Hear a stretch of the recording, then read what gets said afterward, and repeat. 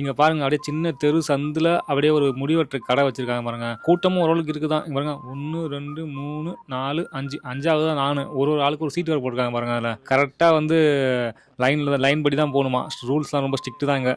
இங்க ஒரு தம்பி இருக்காரு பாருங்க. இவரு இங்க பிராக்டிஸ் பண்ணிட்டு இருக்காரு. இங்க கத்துக்கிட்டு பக்கத்து தெருல கடைய போட போறாராம். இப்ப பாருங்க கொஞ்சம் ஃபுல்லா கொசு அதிகமான்னு சொல்லிட்டு இங்க கொசுவத்தி பக்கத்துல தண்ணி பாட்டிலு அதுக்கு பக்கத்துல வெயிலுக்கு ஃபேனு. இது வந்து ஓனரோட இன்ஸ்ட்ருமெண்ட் ஃபுல்லாவே எல்லாமே ரீசார்ஜபிள் டைப் தான். ஏர் ப்ளோயர் கூட இருக்கு பாருங்க.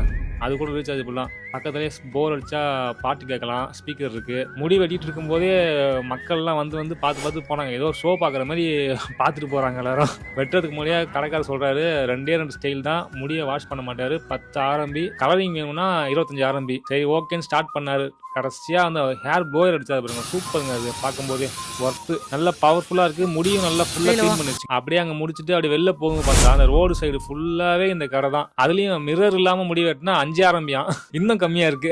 இந்தியாவில் இந்த மாதிரி ஸ்ட்ரீட்ல நான் முடி வெட்டினதும் கிடையாது, பார்த்ததும் கிடையாது. நீங்க பார்த்துருந்தா அப்படியே கமெண்ட்ல சொல்லிட்டு போயிருங்க.